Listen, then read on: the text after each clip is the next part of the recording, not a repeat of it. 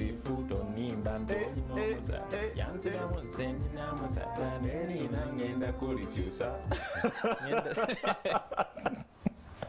I swear. All I could hear in that song was Rachel Magola. The only difference was that he changed from Margaret all the way to Wycliffe. But you see, the thing is, like, I understand where people are coming from. Yes. Whenever a song is redone, there are very many people who will have opinions. And that's because they'll be comparing the song to the original one. And because it happened with We Are the World, very many people were very pissed with the way the song panned out. And when it comes to Uganda, you still remember how people reacted when a couple of Eddie Wamala songs were redone, when a couple of Fidel Utaya songs were redone. You know, sometimes these people are paying homage to these individuals. You know, this is my legend, and I feel like, okay, because this was my legend, I should feel like I pay homage through a remake. It is mainly the only problem is when I maybe make a remake and I own it, and I do not pay homage or respect to the person that actually invented the art. It's mainly the reason why they easily cut the slack for people that redid Fidel Utaya's songs and Eddie Wamala. They were celebrating the man. Yes. For Ykee, I think most people were pissed because they do not see if there was a need to remake the song. But I managed to talk to Ykee when the album was just out, and he told me he grew up listening to this song, he danced to this song, and this album, he feels like it's a celebration or a gift to the fan base, and so he redid this song as a way to pay homage to the artist, but gift it also to the people that have been with him for the past 5 years he has been on the industry. My reservations with the song is I do not know if it was an organic recording. It was never. I didn't hear anything. It feels organic. very digital. I didn't hear any drums in there. It feels very digital, and the original was such an organic song. You could feel literally each and every instrument with the recording of the original. So for me, that was the very, very first issue with it. But then I also probably had an issue that I do not feel like he brought anything new to the song. There was never. Besides adding his name. But yeah, above it all, I think people are dancing to it. And at the end of the day, the public is king. Would it have been better if Rachel Magola was in the video?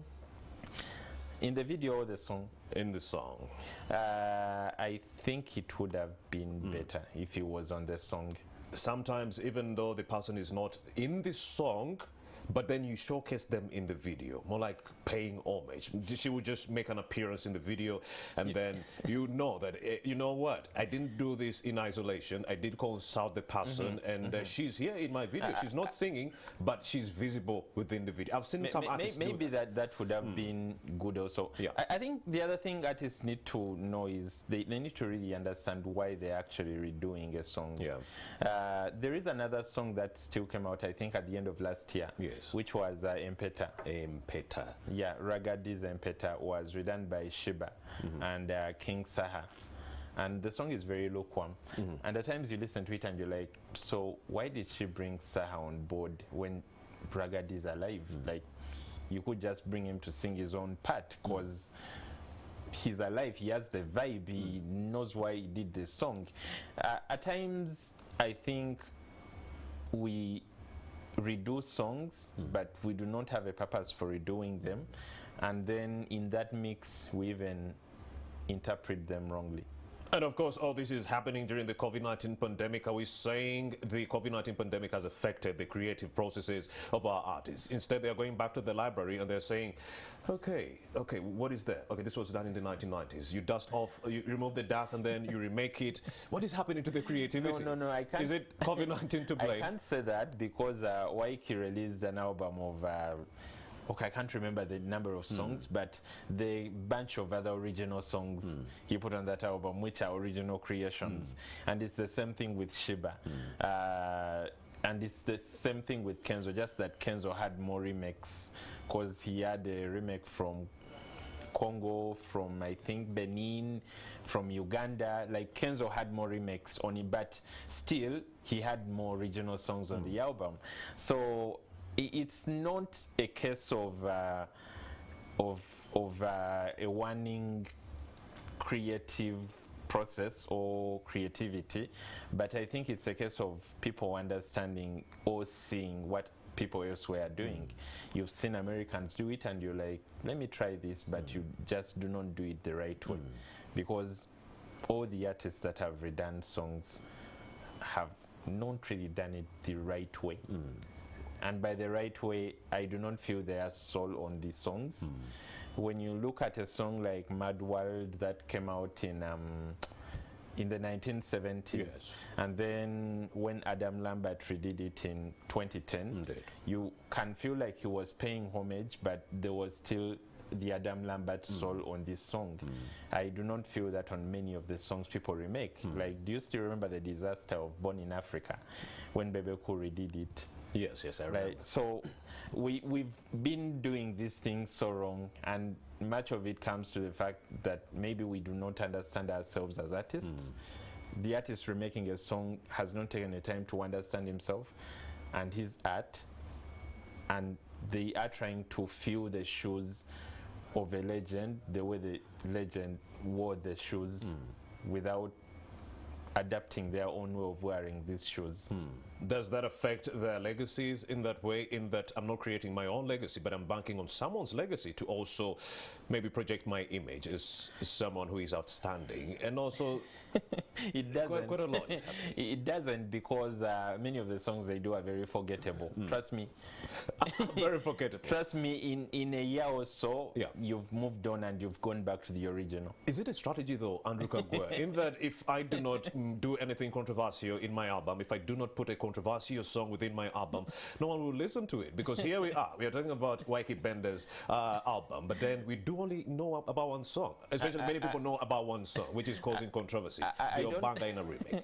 I don't think he actually intended to gain controversy. I think he was banking on nostalgia. Like the people that loved the song when they were young, they would easily catch on the vibe. But most of the times you can only bank on nostalgia if you're also as creative, so that the song reminds them of the old one, but they still appreciate the new one. In the format many of our remakes are being released, they are just as forgettable. And like I said, within no time, we always find ourselves going back to the original ones. Like, I mean, how many people are still playing the two Born in Africas that have come out in the years? Or I think the only remake people are genuinely still playing could be Diana, which Juliana redid. It was a Fidel Lutaya song. Yeah. I think it's the only remake that people are genuinely still So playing. nostalgia, meaning people want to go back to those days when we were making some good music. Does that Like speak too much about the kind of music we are making right now, in that people have to, you have to take people back to that nostalgic feeling, when music was maybe good? Does that mean that music right now that is being produced is not so good that you have to take people back into the 1990s, 1980s and so forth? Truth is, the music we're doing is not good. Okay. Yeah, like they all think you're masking it not so good. No, it's not good. At all? It's not good, it's bad. Wow. But besides that, even if it was good, Yes, Andrew. the thing with nostalgia is that it helps you bank on two audiences. The audiences that loved it when they were old, and the audiences that loved it when they were young, and the audiences that listen to it and it reminds them of their parents. I mean, it's literally one of the reasons why we grow up and we start listening to a Frigo band, because our parents used to listen to it, and now many of us have lost our parents, and it's like that thing that reminds us about them. Like nostalgia at times works that way. Like it reminds you of things, and so you catch on the vibe because it reminds you of something. But I do not think most of them are doing it because the music is bad. Trust me, they genuinely believe their music is good. But they are doing it to tap in the different audiences that are attached to the song. Those that remember it when they were kids, those that listen to it through their parents, and those parents, if those parents are alive. Nina Roz is watching. Yeah. Shiba is watching. Cindy Sanyu is watching. And they had your statement, Andrew Kagwa. You said the music we are producing right now is not good at all. Why do you think that is the case? Okay, one, I don't think they are taking a lot of time, but okay. To study the market or study themselves? I should go back on what I said. The music is not good, but I'm specifically talking about the mainstream music. Mainstream. The mainstream music. I hear you. That's the music that is over-marketed, because I think Ugandan music is not really about who is producing a good song. It's these days it's visual. These days it's so much about who is being marketed better, right? Who is being pushed more, who is in my ears more, who is in my ears more. And the more you listen to the song is the more you start thinking maybe it's a good song, maybe I should give it a chance, not necessarily because it's a good song, but it's because someone is paying a lot of money for that song to be on many radio stations. Much of that music is bad. But it's being pushed. But it's being pushed down our throats. So I cannot take that back. It is bad music, but there are people that are doing good music. And who are these people? They are watching. They would like to know if they're doing well. Now that would look like an endorsement, but I've listened to. There is a young gentleman on the scene. I think he's called. Is it no? Oh God. Okay, his name would mean like anonymous. I think it's like no one. He has a song called Doctor, but I don't think I remember the guy's name. He's not so good if you don't remember his name. But I do know Just Say, Green Hit Records. I remember the song. But very good guy. Yeah, he's quite a vocalist. I like what Juju Terms is doing, and to just imagine that Juju Terms. We've always known him for being a from producer. Bunamwaya here. Yeah, we've always known him for being a producer, and when you listen to the music he's churning out, he speaks from the soul. Yeah, he makes you want to listen to what he's saying, because I don't know if you know, but I know most of the songs we have on the market make you want to listen to the beat, even when the artist is saying nothing, but the producer did a good job, and we kind of move on with the vibe. So we just consume the producer's work with someone singing and masquerading to be the owner of the song. Then we have another artist, I think it's called Liam Voice. Yeah, Liam Voice. I think I had a song he did called A Controversial Video. I think he's also onto something good, but then we have meaning they use storytelling within their music. They use storytelling. The song, I can listen to it and love it, and can also relate to the song during the video. Yeah, and besides that, there are artists like he's telling a story. There are artists that would put on a set and strip everything away, probably just leave them with a guitar, and I would still appreciate them. And of course there are these ones we already know that are kind of, yes, like the likes of Kenneth Mugabe, the Sandra Suvis, like these amazing artists, just that they are not getting enough airplay because probably someone is not paying enough to have their music out there. But those are really good artists. Many of so those who are doing it wrong, what should they be doing right to ensure that their music is out there, it is visible, it is relatable? They should start by singing. Yeah, they should start by singing. Yeah, we have very many people that are not singing. Examples, Andrew Kagwa. Come on, those are clients here. All right, go ahead. They give content to the beat. Go ahead. Yeah, we have very many artists that are not singing. They're just relying on a good producer who did a very good job, who produced a very good beat, and somehow they come and do some funny thing on the beat. All right. Let's take a look. The producer goes back and auto-tunes it, and you always see them being exposed every time you put them on a live stream. Indeed. Let's take a look at some of the artists that are doing some good work. Nina Roz, we do have a song. We want to play you some of our songs. There's some controversy that is actually surrounding her music on YouTube. Let's play one of her songs and then we shall get into that conversation. Why is there a backlash on that issue on YouTube? Yeah, Nina Roz, that is quite a very good song. In Uganda, but you were telling me it is the producer who did wonders on this song, and not the artist herself. In Uganda, most of the times it's the producer that does the magic. And this is a recipe for disaster. And the producer is supposed to compliment my art. If you want to see total disaster, is strip away everything and just put them on a keyboard. And that's one reason why my whole life in Uganda here, I've never embraced any concert. Local concert whatsoever. I've never been to any concert. Why? You go to this concert, okay, this person is actually sounding so good on the CD. Like I'll listen to your song, yeah, and it is good. Then I'll go to this concert, and then they have to put in another CD again, and then you have to mime the song.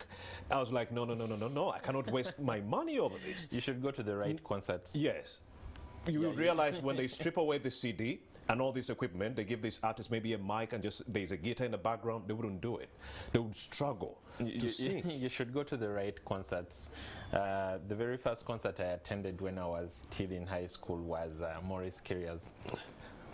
All right. So he wasn't rich. He was broke then. Like, yeah, people don't just sit around with his guitar and just was once broke, and it wasn't a real concert like it at Serena. So with his huge afro. Yeah, it was somewhere at the National Theatre where there was a fire burn. He had his guitar, and we did not really have those fancy drinks. We were taking porridge. So